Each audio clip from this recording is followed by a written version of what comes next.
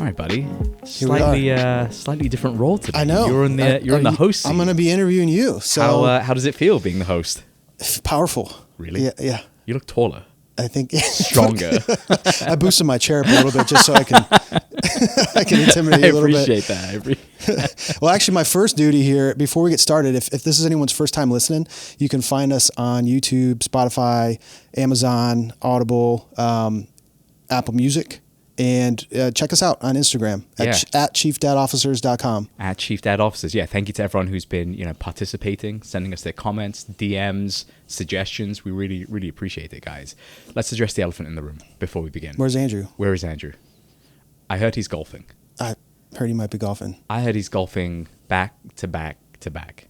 Oh, that's yeah. the rumor. That's the rumor. We'll have to confirm with him if that's. I mean, that's what happened. It's been gross here in Northeast Ohio. Yeah, it's been rough. We've had snow. It got cold it really got quick. Cold Yep. real quick. Yep. So spare a thought for Andrew, who's in sunny Arizona right now, going back to back to back. So anyway, we miss you, buddy, but we'll catch you. We'll catch you on the next one. So Where do you want to begin? You're in charge, bud. So here we are. So it's your turn to get the questions here, Naveed. But wait, before we kick off, any dad wins? Actually, I do have a cool story to tell. Tell me. All right. So 2 weeks ago, we were up at Cedar Point, which we've talked about. It's America's roller coaster. I feel like we talk about Cedar Point. We kind of have to, though. I know. We kind of have to, especially if you have a family. Yeah. It's a great spot. It was the last weekend that they're open for the year. We popped up there and got a couple rides in. And so it was kind of like one of those days. We had a season pass. This is the only year we've had one. And we're like, let's use it one more time. Yep. So we popped up there, and there's no time commitments either. We're like, let's just ride a couple rides. And the girls had a roller coaster they really wanted to hit. So we waited in a long line, did that. And we got in there. We got out of there. It was great. No tears, no drama? No tears, no drama. Everybody had a good time. What about from the girls? So I was hit or miss on that. Yeah. Coming towards the end there, a 90-minute wait for a ride. That one hurt. Yeah. But anyway, cool story. We're driving home and we pull off at this Mexican restaurant right before you get on the highway because it was just about dinner time. And we roll in there with our kids. We can tell it's kind of a local spot. It was kind of busy, not too busy. So we show up with our 4 kids and they put us right in the middle of the room, All eyes on you guys. Yeah. Like, we'll take the booster chair. We need a high chair, And so we're just kind of in there doing our thing, and the kids are happy because they're eating free chips and like watching some soccer, on the TVs around. But so anyway, at the end of the meal, I call our server over to pay the check, and he tells me that this couple picked up our check. Oh, cool. Yeah, and so I'm like, what? Just shocked, you know what I mean? And I look up and I kind of catch eyes with this lady, and she walks over and she says, "We were watching your family. You have a beautiful family, and the kids were so well behaved."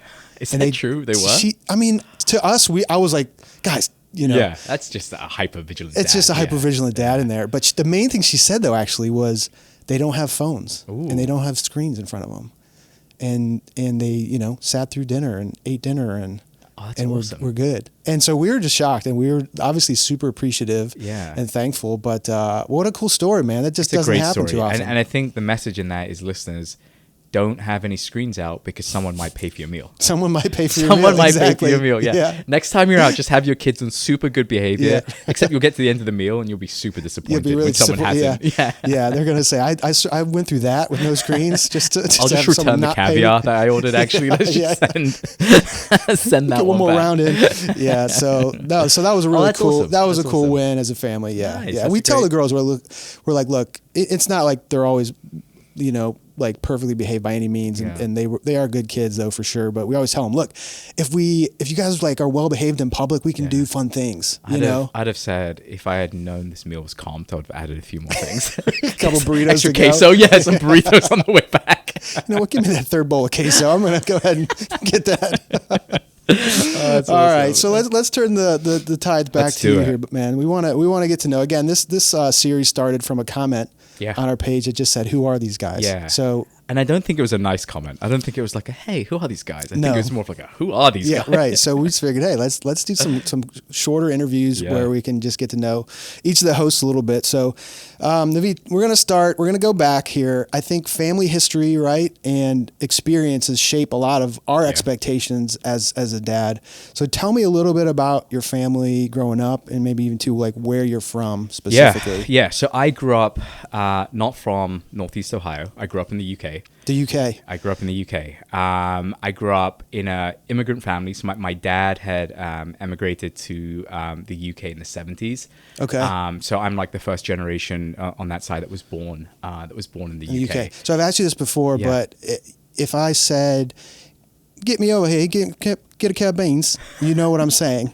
Would you be able to interpret accent? Barely, but I do know what you're saying. Yes. Do they speak Cockney still in the UK? Where I grew up I grew up in the East End. So just to paint a picture, so these won't mean anything to you, but the boroughs kind of surrounding where I grew up in East London, Newham, Redbridge, these are all probably like the lowest income working class like suburbs or boroughs that we grew up in, just standard for like where immigrant families would settle. It was the heart of like Cockney rhyming slang. So the East End of London is where. So if you've ever watched that movie with Tom Hardy about the Cray twins. Okay. The Cray twins are like famous sort of gangsters in the UK and specifically in the East End of London. Twin brothers, I think. Interesting. So that's where we grew up, and in that sort of era of like the 70s and the 80s, it was super rough, like growing up. More so like for my dad and uncle's generation, it got cleaned up a little bit by the time like I came around in the late 80s. But yeah, it was. But as a kid, you don't know that. Like you have no idea that you're growing up in like a rough neighborhood. You don't know why you're not allowed out in certain parts and all that. So for all intents and purposes, I mean, it was a good childhood from that And you have one of how many siblings? You have? I'm one of four. Okay. So it's me. I have two sisters and a brother, and I am the only one that ended up moving away. Okay. And where are you at in the birth order between your? I'm the eldest, as you can tell. Yeah, super mature. That's right.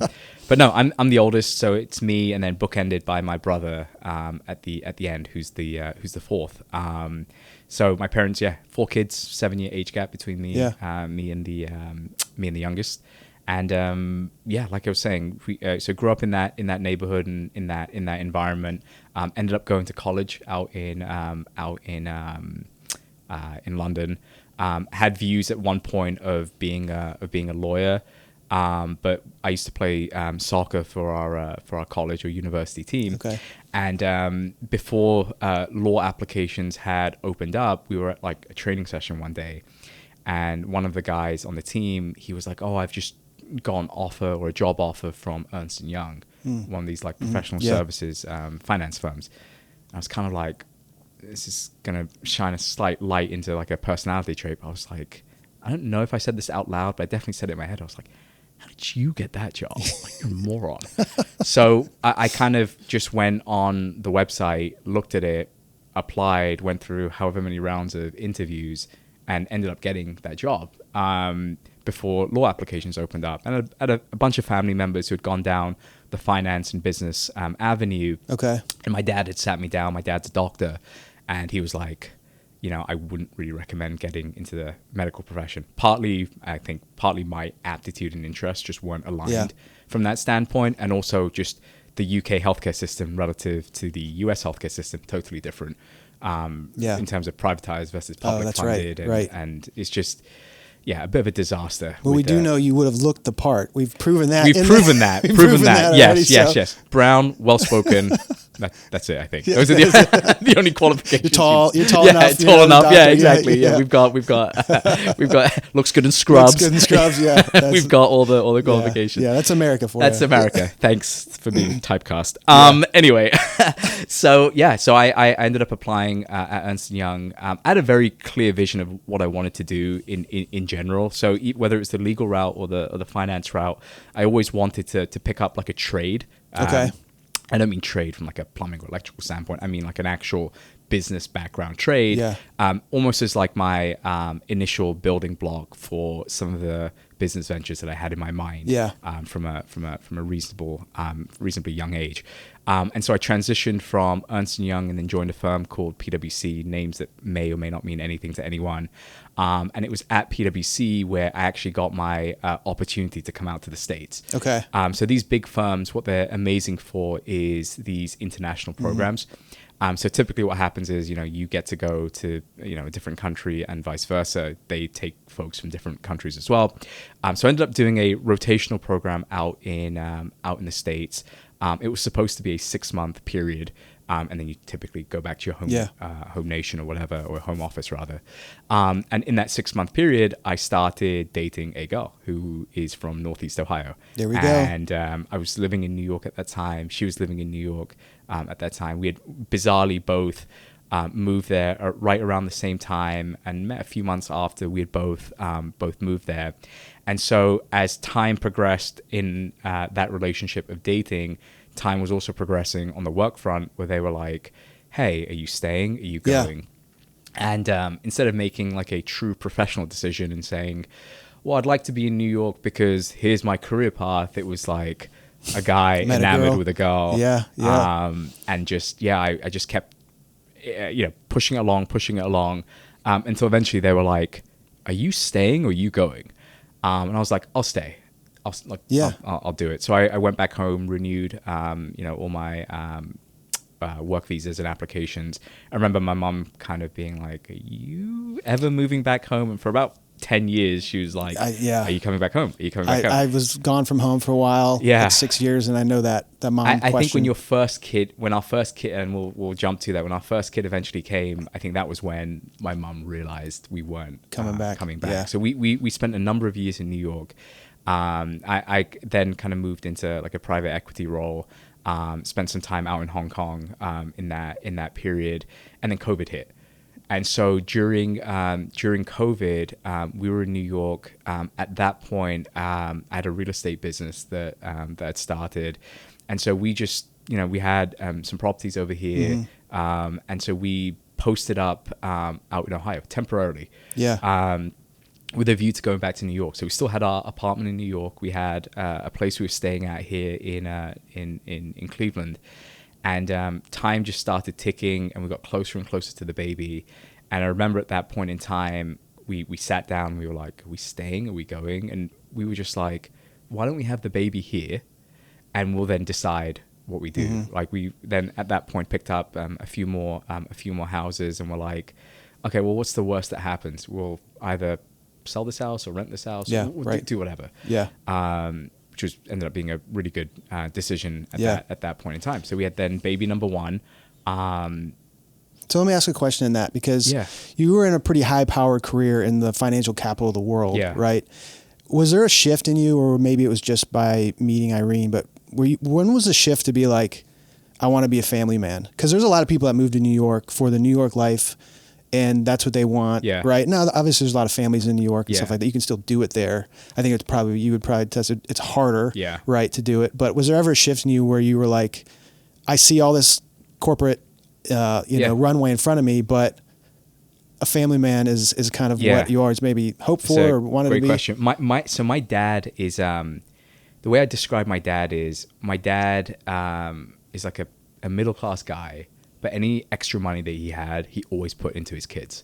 So it was always into our education, which obviously worked out and I'm super thankful for. Or it was being there for every event. Like he'd be at practices and I'd be like, why is he here at practice?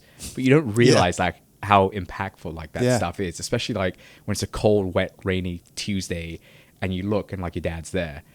And you might be like, why is my dad the only one who's there? And genuinely, like he'd be the only one like who was there. And so when we were in New York, I remember there were coworkers of mine who were a little bit older who had kids, and they would, as a badge of honor, be like, oh, I only see my kids on Saturdays and Sundays because I wake up at 5, my kids are not here. It takes me an hour and a half to commute into the office. And by the time I get home, it's 9, 10 p.m. and I don't get to see my kids. And for them, it was like, look how air quote hard I work. And I was like, that sounds terrible. And that's not to say at the detriment of like having a good career. I just always knew you could do both. But I always knew you could only really do both if you were somewhat in charge of your own destiny. Yeah. And that's why I think I was kind of like always going to be pivoting away from like just a true corporate career and kind of doing what I do now. Yeah. Because it gives me that flexibility to do all that. So I think innately I knew I wanted to, if we were going to have kids, was to be a more involved kid. And to fast forward a little bit more is once we had baby number one, it was during COVID, and my wife had some like postpartum like issues as well. And I was like very thankful that like I was like around, because imagine if it was that New York environment where you don't have the luxury of working from home, or you don't have the luxury of being able to be, you know, present given the work hours. And so at that point, I kind of knew, like, one, that's what I wanted to begin with, and two, just seeing that environment and being in that environment really was impactful for me, just in terms of being a dad as well. And then the last thing I'll kind of add to that question or put a bow on it is I also had read something, I think it was a Norwegian study or a Danish, somewhere in Scandinavia, a study came out about the first 2 years of a daughter's life. If the dad is present, and I can't remember the number of hours that a dad is present, so don't quote me on it, but it was all about how like the attachment issues that like girls potentially have in the future are diminished by X-fold just by having dads who are present in that first couple of years of their life. So that, for some reason, that really just stuck in your head, stuck in my head, and I couldn't get it out. So I was always like, okay, I need to be there and involved. Need to be around. Yeah. So when you came to America, when did you realize it was the greatest country on earth? I mean, was it right away? You want to know something funny? So when I was looking at doing like this rotation in the States, they had offered New York, I think Boston, Detroit, and San Francisco. Okay. I hadn't been to any of those 4 places before coming out here. Yeah. I think I'd only ever been to Florida and to Disneyland. That's great. In 2005. Okay. So that was your only real experience. I'm trying to think, and I don't know that I had. I think that was the only experience I had of America. Also, by saying coming to America, you're making it sound like I came on a boat. It does sound like, yeah. That may or may not have been intentional, but yeah, exactly. When you were in med school, I look, all kidding aside, as a kid growing up in the UK, every sitcom that you see is like an American-based sitcom. Okay. So like Friends as an So I didn't know that. So they syndicate everything over there, right? Oh, absolutely. Okay, gotcha. So Friends as an example, right? I like Friends is like, if you think about a kid in the 90s watching 90s sitcoms Seinfeld, of like a Friends. group of friends, Seinfeld, a group of friends who are just having the best time in New York. Now you get older and you look back at Friends and you're like, they were all losers. Like they were all absolute serious commitment issues, serious losers, all of them. Ross was my favorite character. Now I look back and I go, he was terrible. But no, it's so all pop culture was broadcast in the UK, and so I always had like an idea of that. And so when the 4 places were thrown to me, I looked at it and went, San Francisco is just too far.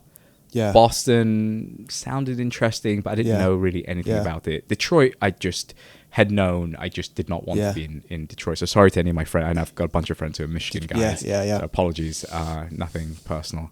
But the New York is just New York. Even though I'd never been there, you just know about it. You know about it, yeah, of course. And I'd been working in London, so it was the closest comparison of what it felt like would be almost like home, and it did feel like that. It's expat central. I mean, it's different colors and races and ethnic. It's just accents galore. Like it's amazing. True melting pot. True melting pot. Yeah, that's the phrase I was looking for. Yeah. So so I knew pretty soon it's the greatest country, because like you can honestly, like, not to sound cheesy, you can do anything in this country. Like literally, like I look back at like the UK, and the UK there's a phrase that I think Lewis Hamilton, the F1 race driver, I think he had, like, I'm going to paraphrase this somewhat, but he had said something along the lines of, in the UK, when you are basically a nobody, like the media and pop culture, they all want you to do really well.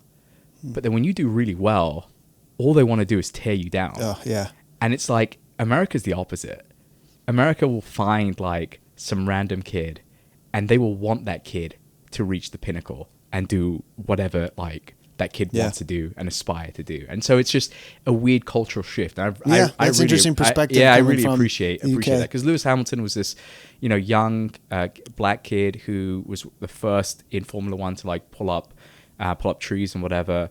And then when he reached the pinnacle, he was like, all people wanted to do was to tear me down. And it's similar. I've seen it in all walks of like UK culture as well. So yeah. Well, we're glad you're here. Thanks for having the me. land of abundance. Yeah, land of the free. That's right.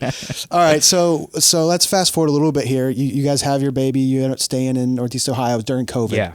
Right. And what was it about Northeast Ohio that made you guys say, you know what, we're gonna stay here? Yeah. To be clear, I didn't want to be here. Yeah. Like to be very clear. So when even when I was dating my wife, we would come back for holidays, and we go back to like where her family, they're no longer in that town, but where we would come back to, I would be like, this feels like some Midwest podunk town.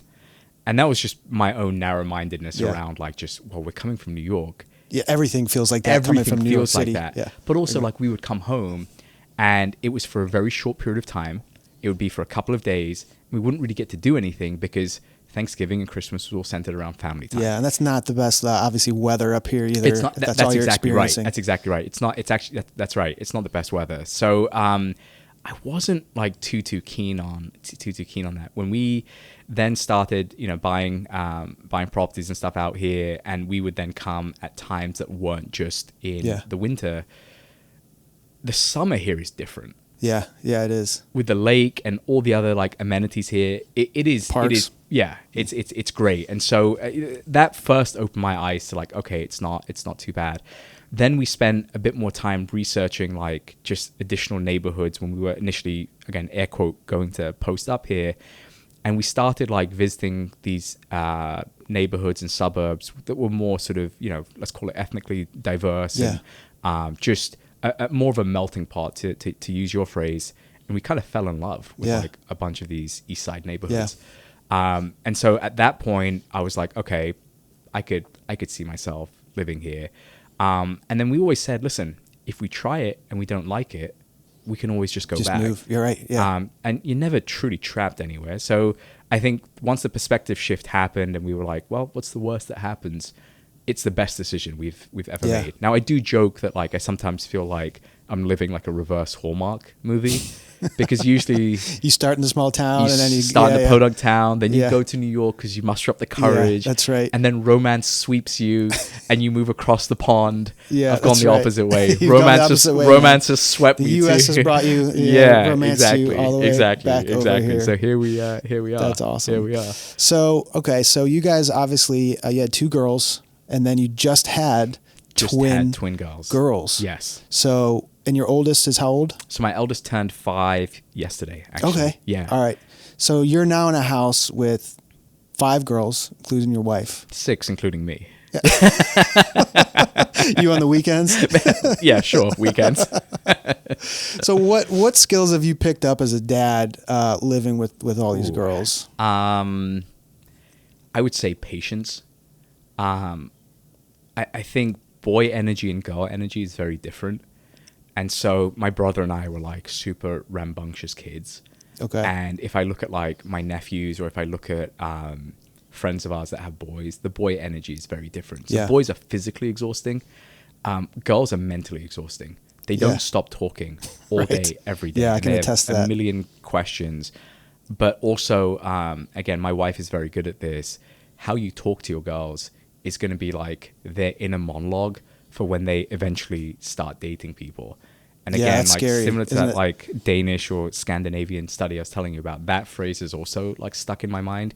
So if I do get frustrated or if I find myself like, getting, frustrated and I raise my voice, I do apologize always. Like I'm always like apologizing even if I don't think I'm in the wrong. It's just to make sure that like they know that like it's not okay for like someone to speak to them. I think that's a powerful thing though too for really any parent to apologize to their kids. Yeah. Especially if it's warranted and your kid feels it, you feel it. So instead of just being like I'm the dad, I'm the parent, deal with it. Having that conversation. But we also joke about like and on previous episodes about like just like the type A personality. Yeah. And irrespective whether it's girls or boys, kids just teach you to kind of break out of that mold. Now, there's times where the type A part is helpful, specifically around like routine and making sure like whether it's like bedtimes and things like that. You know, we're not that free range when it comes to that stuff. Yeah. Like we need a structure and a routine, but just, you know, even things like unstructured and silly play, and I think you would use the phrase like couch parenting, right? Like trying to get out of doing that and making sure that like they are getting like their energy out. And I've actually realized it's like more of a hack is kids don't really care what they're doing, they just want to be doing it with you. That's really true. Like in preparation, especially when they're little. And in preparation for the snow coming, I'd been lazy since we moved into the new house and we hadn't like organized the garage yet. And we turned that into like a just group activity. And like the kids cool. Like, you know, they're sweeping stuff and doing whatever. And so I gave my kids our leaf blower recently. Oh, that's awesome. They blew the battery out. Like they just kept they had that's blast. An expensive hobby. Yeah, seriously. And then it wouldn't charge after that. So I'm like, I knew it. You know, you give it broke. I had to go buy another battery. Have to get a new one. But no, I think patience is just the biggest. So what about then turning that into your work life? How has being a dad helped you in your work balance or career? I think if you look at like just forget like professional goals. If you look at like something like financial goals, you have to like decide why you're doing certain things. And if you look at it selfishly, like if you and I mean you specifically, but the broader you, if you decide not to have kids, you and your wife, or even if you're single, could live a pretty comfortable existence and just do whatever you want to do. Do whatever you want. And so like being selfless, and like kids is probably the most selfless thing that you can do. And so from a career standpoint or even like financial goal standpoint, I think ultimately all I'm trying to do is give my kids just a better quality of life than I had. And I think that's really it. Like I think kids do give you a broader purpose. Not to sound cheesy, and for anyone that doesn't have kids, that will sound cheesy. But like you and I joke all the time about when the girls were born, that you instantly start crying. It's because that weird like protector mindset just comes into it. Yeah. And I think that has filtered into like just my work in general. Is a lot of crying. What's that? A lot of crying. A lot of crying. Yeah. Super emotional, volatile. But no, it's more around like when times get like super tough, and a lot of the ventures and stuff that I'm involved in, sometimes you're there and you're working late, or the thing we were talking about off air where like I was on the phone and doing some stuff. It's like there is a reason for it, and the reason for it is like you want your kids to have just a great quality of life, whether it's their education or not worrying about like, you know, anything really from that standpoint. So that's kind of why I kind of strive. Yeah, that's awesome. To do all of that. Yeah, that's awesome. All right. Well, thanks, Naveed. I got a couple quick ones now for you. Yeah, do it. Right? Jump in. We'll do a couple of these fast ones. American or English breakfast?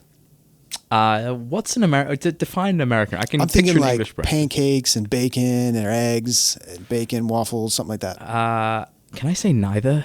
Neither? Yeah, both agree. I mean, a full English breakfast. That's like what? Like baked beans, bangers and mash, white bread, white bangers. Bread. Yeah, no mash. Baked beans is like the big one. Okay. Eggs. You sometimes can have black pudding. If I had to choose one, it's an English one, but no one wants to start their day with baked beans. I can't imagine eating baked beans at like 7 a.m. I'll be honest. Did I eat baked beans growing up? 100%. Do I like baked beans? Not really. Right. I think culturally, I have to say I like them. Are they different in the UK than the States? Because the States are like so sweetened up. Yeah. They're always like barbecue, whatever. Like everything. Like candy or chocolate in general is different here versus Europe. It's amped up. Think about Skittles. Skittles has all these like dyes that are now getting banned in the US rather because of all the side effects. Those dyes don't exist in the UK. Bread in Europe is probably healthy for you. Right. Bread in it goes bad in like a day or two. Where in the US it's like 9 days. Bread in the US, like if it's been out for like 8 days, you can use that as like a scouring sponge for your pans. That's what you can double out for. So the quality of food sucks here, I will say. So let's answer that question with English breakfast. English breakfast. Wow. Breakfast. Over bacon and eggs. That's amazing. Yeah.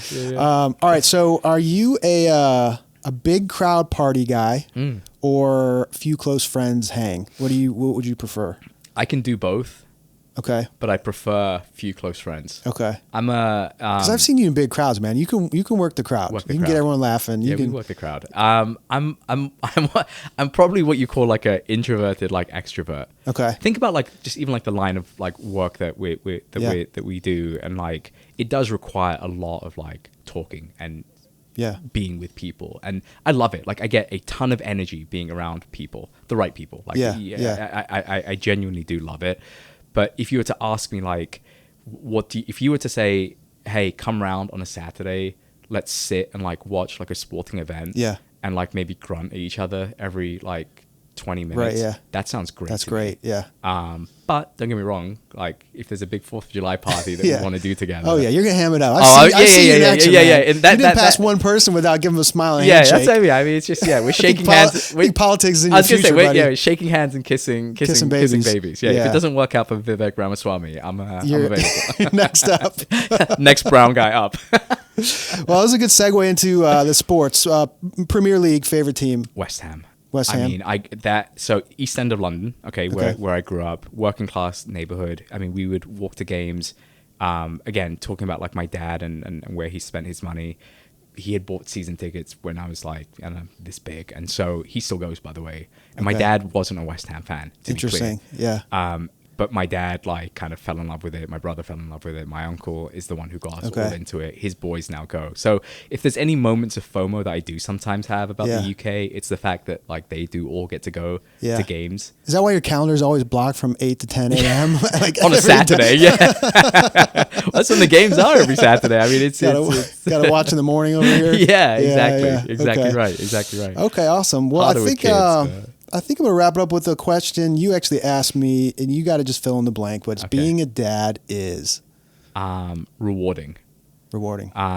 Just because, I think when you get older, and I feel like I've said this phrase multiple times about like not being cheesy, but I do like believe it is like when you get older, you do start questioning a lot of things.